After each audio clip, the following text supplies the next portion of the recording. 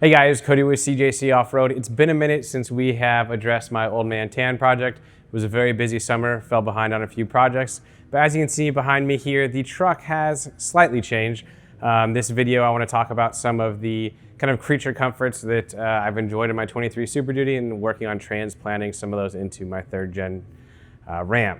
The first thing I wanted to tackle was lighting. Now, driving a 2023 Super Duty, you don't actually have to even think about lighting up the road. All of these modern trucks have very nice LED headlights, half acceptable fog lights.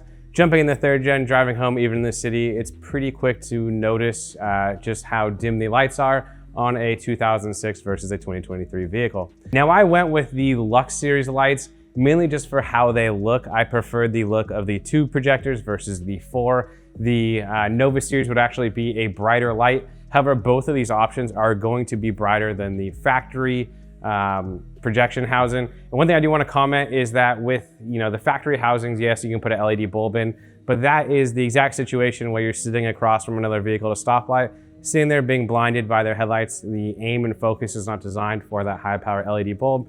So switching your actual housing to something such as this is gonna be a little bit more considerate to those on the road and actually get much better, much more focused throw out of the front of the truck. So it's gonna be a huge upgrade there. I also went with the CJC Off-Road Baja Design Squadron Fog Light Kit. That is going to be a complete bolt-in plug-and-play option for the fog lights. Getting rid of the halogen fog lights that came stock on this third gen front bumper. And I opted for the Sport light. Now, Baja Designs has 3 different light options: SAE, Sport, and Pro. The SAE being the most road friendly, and then the Sport and Off-Road just being Sport and Pro being listed as just an off-road light. The Pro is pretty blinding in my experience, having driven out of the parking lot with some of the guys here that run those on their trucks. So I went with the Sport, something that I could run on the road or on the highway if I was constantly or might be seeing opposing traffic and things like that. It's going to be bright, might irritate someone, but it's not just going to be blinding like the Pro light would. So that's why I went with the Sports there. And then in the rear, also the CJC Off-Road reverse light brackets for the third gen trucks. Super simple bracket, bolts up to your OEM bumper bolts and hangs the S2 lights just beneath the bumper. I went with the Sport there as well. Again, there was a Pro option. I didn't really see the need to spend the money on it. I'm just looking to illuminate behind the truck if a hunting trip goes late into the night. Same with a mountain bike trip, things like that. So, or I just can't see behind me, flip that switch on and I'm gonna have a ton of light out the rear of the truck. Now the final piece of the puzzle I forgot up front is actually gonna be the Baja Designs Onyx 30-inch light bar. Now for those diehard CJC fans, not so much these brackets, but a different 30-inch light bar bracket, as well as these bolt-in fog light brackets, were essentially the first CJC off-road products roughly 13 or 14 years ago. So it's pretty cool to still see those sell really well and actually use them on another one of my personal builds. That is exactly why we made these way back in the day, was when LED lights were first coming out. We wanted a way to put the cube lights and the fog lights, and that's how that product was born. But I digress. Back to the actual light bar. So this is the Baja Designs Arc 30-inch Onyx bar. It's the brightest light bar in class, and it's going to mount to our custom tow hook brackets. Essentially, Baja Designs, probably 8 years ago when they switched to the Onyx 6 light bar, it got a little too wide to work with the OEM tow hooks. So we went with a complete new option that's going to have a tow hook built in, and it's going to use a soft shackle or a D-ring shackle and still mount that light bar. So I think you guys can agree with me as far as the aesthetics go. I can't really think of a better option for the OEM third gen front bumper.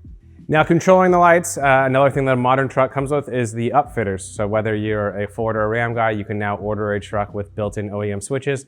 Not something that existed on the third gen Ram. So we came up with a really cool solution. It's utilizing the Switch Pro switch controller, which is a relayless solid state light controller.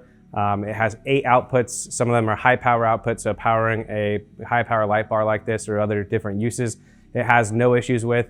And so we have a custom fabricated bracket that mounts it directly to OEM holes underneath the hood. So that's going to control the brain, if you will, and then you're going to connect all your accessories there. And then inside the cab of the truck, we came up with a pretty trick 3D printed bracket. It's going to put the switch pad up against the kick panel underneath your steering wheel. So it's out of the way, it's not distracting, yet you can reach down with one hand, turn on whatever you like. The Switch Pro can be labeled, you can change the color of the illumination. It's a really cool product. If you've not used one of those before, check it out because it's pretty handy for wiring up 12-volt accessories. But that's going to allow me to power the light bar, power the reverse lights, anything else I can come up with. And then pretty much going from there on the interior of the truck, kind of more modern amenities. a head unit, right? So for the longest time, I had just been using an aux cable, connecting my iPhone to that. Obviously that leaves a lot to be desired and a bunch of cables dangling around the cab. Went to Crutchfield. They make it very simple to order a new head unit, speakers and all of that. And I got a much more modern head unit with wireless CarPlay and a backup camera. Funny thing, actually, when I got this truck, when Andrew drove it home, I think a year or two ago now at this point, one of the first things I did was order an Amazon backup camera in preparation for doing a head unit. And fast forward a year or two later, I have finally actually put a head unit in there. It is now wired and I can now see behind me while I'm backing up. Especially, useful now with the topper and a little bit more blind spots out of this truck. One thing for those of you who have never driven a third gen before, a stock, no camper shell third gen actually has some of the best cab visibility of any of these diesel trucks. I definitely thwarted that a little bit with the topper, so the backup camera is going to be handy there and not bumping any old ladies in the grocery store parking lot or anything like that. But yeah, I mean, a few of these small things can really kind of bring one of these older trucks into the modern era and make it much more comfortable as a daily driver. Other small things I did, I've changed the side mirrors. When I got the truck, both of those had been rubbed down walls at some point in their life. So just some basic, I want to say, I think it's A1 Auto or Trail or Ready or one of those groups online that everyone references. I ordered some mirrors there. I went with just kind of the standard third gen style, didn't go the fourth gen, didn't do turn signals. No real particular reason, just my personal opinion. These stock third gen mirrors look best on the third gens. But yeah, for those of you diehard third gen guys out there, sorry for being so behind on this build. We do have a couple more videos kind of quicker in the hopper behind this one, so we should be doing more content on this truck. If there's something you'd like to see me modify on this truck, something I've missed, comment down below. I love reading all you guys' comments on this build. It's been very fun for all the guys who even messaged me online, talking about it. It's very, fun to kind of bring one of these trucks into the modern ages and modify it alongside a lot of you guys who are doing the same thing at home. So if you like this video, give it a thumbs up. If you're new to the channel, please give us a subscribe, and we'll see you guys on the next one.